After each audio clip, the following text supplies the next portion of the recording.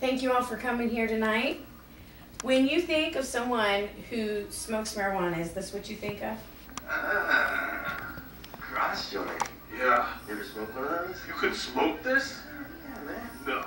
This is the future. This is like the apex of the vortex of joint engineering. It's rumored that M.M. O'Shaughnessy designed the first one, the guy who designed the Golden Gate Bridge. My second favorite civil engineer behind Hans Carl Van Delt, Madison Square Garden. What you do is you light all three ends at the same time. Really? And then the smoke converges, creating a trifecta of joint smoking power. This is it, man. This is what your grandchildren are going to be smoking. Future. The future. That's amazing. Well, got the weed Yeah. in the bag. Beautiful. Yeah. Okay. Be careful with that thing, Nick. Despite this type of negative portrayal of the illegal use of marijuana, it has significant benefits that help chronically ill and terminally with people with terminal illnesses. Marijuana has 400 identifiable chemical constituents, including vitamin A and steroids. Its misleading representation to be a highly addictive and gateway drug prevents it from being tested in clinical trials by doctors and scientists without bias. Everyone here knows someone who has cancer or has been infected with any kind of chronic pain or psychological disorders. If there was a way to alleviate some of their pain or some of their, issues that wouldn't be crippling them with narcotics or prescription drugs, wouldn't you be interested in learning more about it? I've researched and found tons and tons of doctor and patient testimonies using marijuana as an alternative to prescription medications. All of these things should be taken into consideration. And then we need to investigate this more and take it from the state level to a federal level of legalization.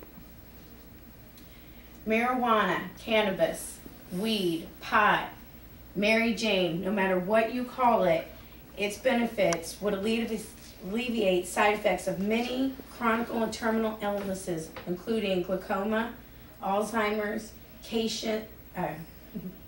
excuse me. But it's not the same marijuana that you see on TV and in movies anymore. It has many forms. It comes in liquids, foods, pill form, and some of them take a little bit more time to get into the system, but the side effects for the most part are the same. The states that have it, there are 13 of them.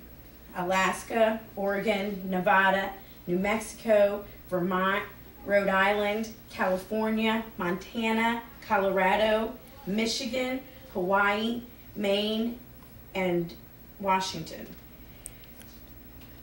How would it benefit if it was legalized by the federal government? Proof of valuable aspects are found in R.C. Randall's Cancer Treatment and Marijuana Therapy book, Dr. Lester Grinspoon and James Baker's Marijuana, the Forbidden Medicine, Marijuana Myths, Marijuana Facts by Len Zimmer, PhD, and Dr. John Morgan, and Marijuana as a Medicine by Allison Mack and Janet Elizabeth Joy. Cannabinoids are chemical extracts from the cannabis plant or marijuana. It's already being used by the Federal Drug Administration in all types of medications. Smoking is the most common way of administering marijuana. It has immediate results, which is what's preferred by patients, especially those who cannot or have a hard time swallowing or eating. The extracts have been proven to reduce spasms and pain in multiple sclerosis, paraplegia, and quadriplegia patients. Movement disorders such as Huntington's disease, Parkinson's disease, and Tourette's syndrome are worsened by stress and anxiety. Medications with marijuana extracts in them give a calming effect that help relieve tics, spasms, and tremors. THC, or bear with me, tetrahydrocannabinol, gives the high effect when you smoke marijuana, and it's been shown to slow the progress of Alzheimer's disease. It's being used as an anti-nausea medication in chemo patients and with people with AIDS patients to help them gain weight and keep down necessary medications. When smoked, marijuana has been proven to relieve inner eye pressure for people who have glaucoma.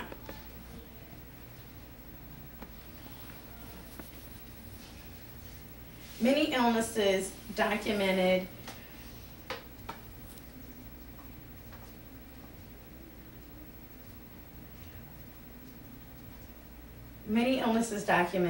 have been proven relieved by marijuana when conventional medications worsened or didn't help their condition at all. There is no potential for overdose with marijuana, and it has minimal dependency. In fact, dependency to marijuana has been compared to that of caffeine. It's been recognized by doctors, state representatives, congressmen, and acclaimed associations, including the American Nursing Association. In June of 2005, Procon.org requested from the FDA, by the Freedom of Information Act, the number of deaths caused by marijuana, and then the number of deaths caused by 17 actually, FDA approved medications. 12 of them were marijuana substitutes, and 5 are just common, known to the public medications. It divided into primary suspects of death and secondary suspects of death. Marijuana had no cases of primary suspects of death and 279 secondary suspects of death from January of 1997 to June 30th of 2005. Antiemetics such as Tygan and Zofran, antispasmodics such as Xanaflex and Baclofen, antipsychotics as in Hadol or lithium, and other medications like Adderall, Ritalin, Wellbutrin, and Viagra had a primary suspect of death in 10,008 people. Secondary suspect of death in 1,679 people, for a grand total of 11,687 people dead by FDA-approved medications. These are all reasons that California was the first state in 1996 to legalize marijuana for medicinal purposes as for qualified patients. And Michigan was the most recent in 2002. A total of 13 states and 15 are reviewing its legalization. But none of them are above the federal government and the DEA, who will prosecute doctors prescribing it, patients administering it, and establishments distributing it. There's states have their own rules, and they've set a registration fee, which is due annually.